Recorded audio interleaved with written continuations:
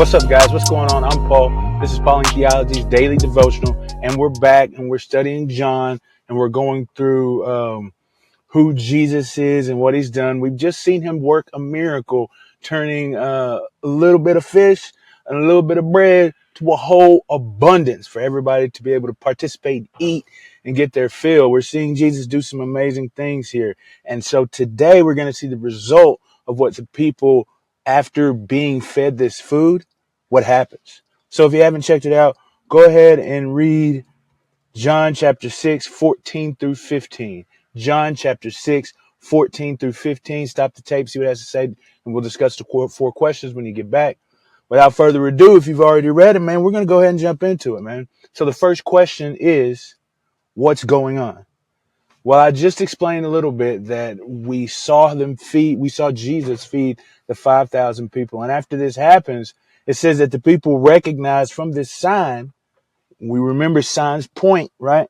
That whenever John emphasizes certain miracles, describing them as signs, that they are to point to who Jesus is and who the Father is.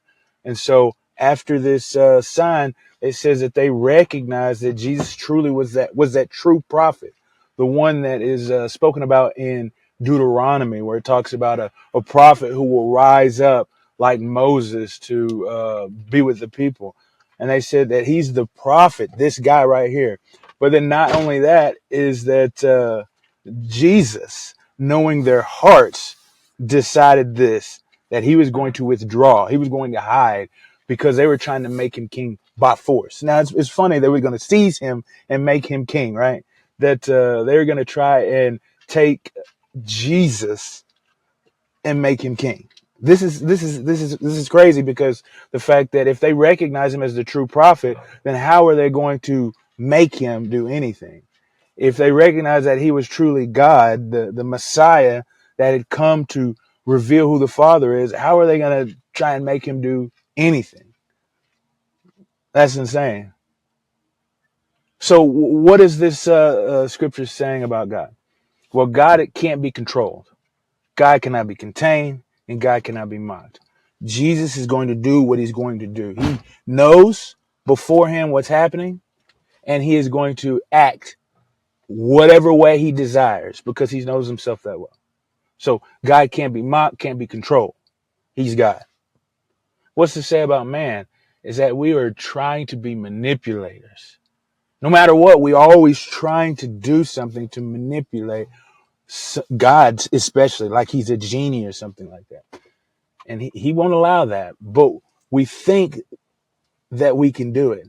And so another thing also is that man just doesn't truly recognize who God is. They see him, and then we try and think we can manipulate him, not recognizing that he's God with all power, with all wisdom, with all knowledge. So it's like we don't quite get it. Man just doesn't quite get who God is. So how can we apply these truths to our lives? Well, I think this is the most important part, is that we stop looking at Jesus as a genie. Stop looking at Jesus as I think it's like Instacart, where you just order up your want and think that he can bring it to you. Let's look at him as the God who he is.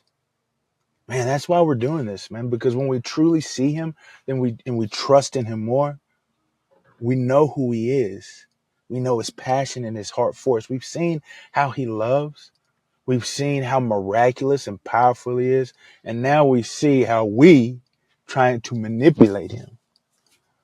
But he won't have it. So let's continue the theme here. Examine your heart. Are you looking at Jesus when you walk to him? Or are you looking at his hands? I know it's a short one today, but I think it's very important here that we realize that God is powerful, and that we try and use that power for our own good.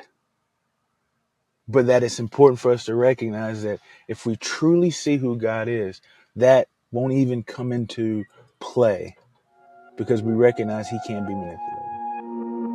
Hey, I thank you guys for listening, and I'll see you in the next episode.